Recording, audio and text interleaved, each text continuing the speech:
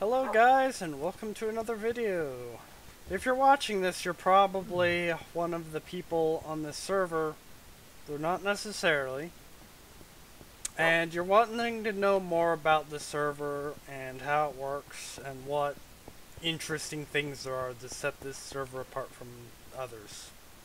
Well, that's what this video is here to show you. So sit back, relax, and enjoy the video. So the first thing that I want to show you here is probably the first thing you ought to do when you join. Because when you first start, you will have nothing.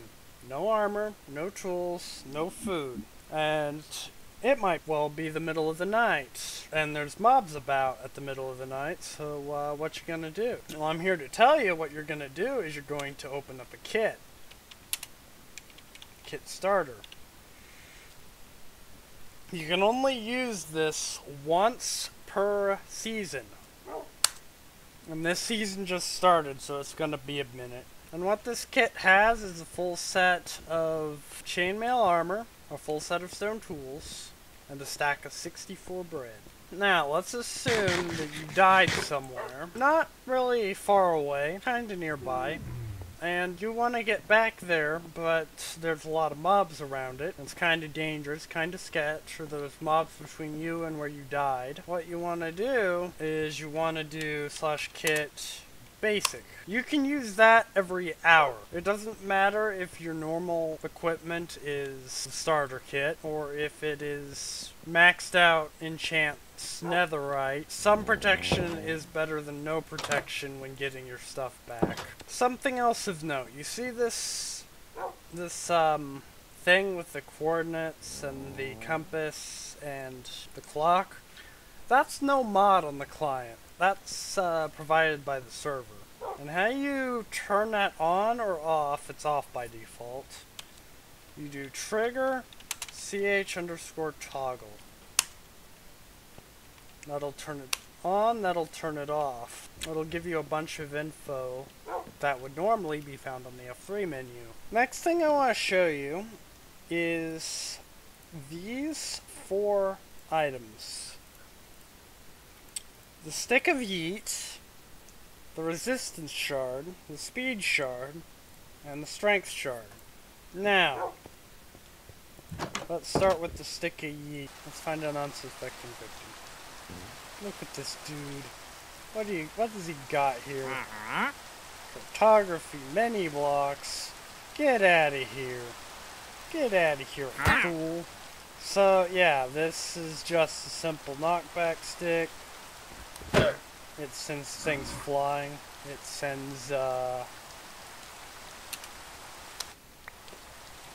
idiots like this flying.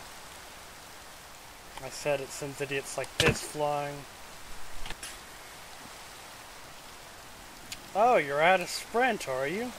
Well, with this thing, you will have sprint. It's the equivalent of a speed 5 potion that never ends so long as it's in your main hand or your offhand. Look at this guy go. Right to his house.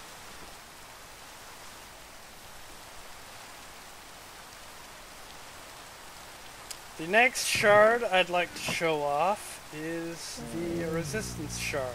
Without this diamond chest plate, let's say I have an elytra in that slot instead, you'll notice that I have 12 armor points. Well, if I hold this resistance shard, that goes up to 16 armor points. So that is the resistance shard. The next one is the strength shard. And what the strength shard does, so without just normal sword, well, sharpness 3 sword, 2 normal hits are required to kill this pig. If I hold the strength shard, I can one-shot that pig. That's the equivalent of a strength 2 potion. Just as the resistance shard is the equivalent of resistance 2 potion. The next thing I would like to bring up is the custom recipes that are provided on this server by data packs. Oh no, he's about to turn all of his amethyst into blocks! I can turn him back too.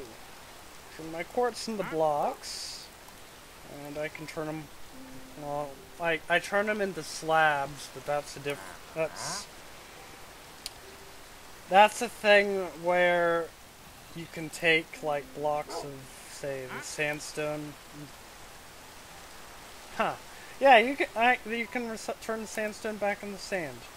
But you can take things like stone or wood and turn them into slabs just by putting them there. And for quartz specifically, putting quartz slabs to get quartz. And you can do a similar thing with cut copper, if I can remember how to do that.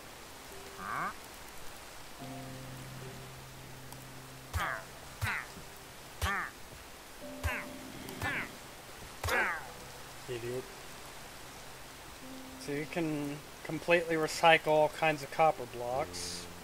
And there are a bunch of other recipes like that. You can craft horse armor, you can craft that recipe for chains, you can craft 4 instead of 1, you can craft chainmail from chains, you can craft saddles, you can craft calcite from stone and bone meal, you can craft dripstone from stone and calcite, you can craft tuff from stone and soul sand, you can craft dripstone into pointed dripstone. I'm pretty sure you can use most stone variants in places of each other. Like, there's a lot of different crafting recipes added now. You can craft name tags with paper and string. You can smelt iron and gold armor and horse armor and get ingots instead of nuggets.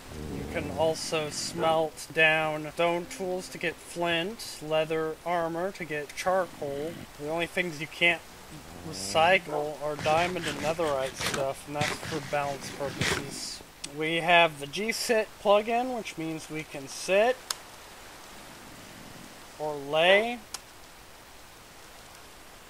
or crawl or speed or anything else that the G-sit plugin does. I don't think phantom spawn, but you can get phantom membranes from bats.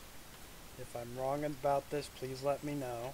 Bundles are craftable, hence why I have one. You can craft it from 6 rabbit hides and 2 string. Occasionally, I will place these treasure barrels around. Normally, the shards and the stick of yeet are event rewards, but occasionally I will place treasure barrels like this all over the map, and they will contain these shards and the stick of yeet, and also other treasures like diamonds, gold, emeralds, nether scrap, gold apples, enchanted golden apples, music discs, powerful enchanted books. Occasionally there's even armor trim templates or netherite templates.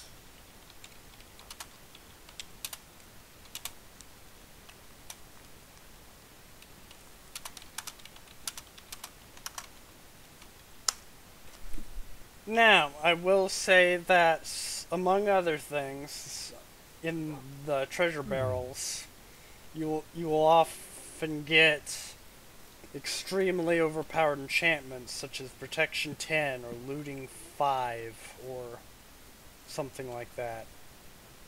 Indeed, there is a plugin on this server that allows you to combine enchanted books beyond their normal maximums, so that you can combine 4 Fortune 3 books to get a Fortune 5 book, which, like the one I've put on my pickaxe here. You can't get these over-leveled enchanted books anyway else except by the anvil. The enchanting table nor villager trades have these things. And to help with that, the maximum level that a repair can cost has been removed. Yeah, you'll still see too expensive on your anvil if it's above 45 levels, but that doesn't stop you from repairing if you have enough levels, even if that cost is upwards of 200.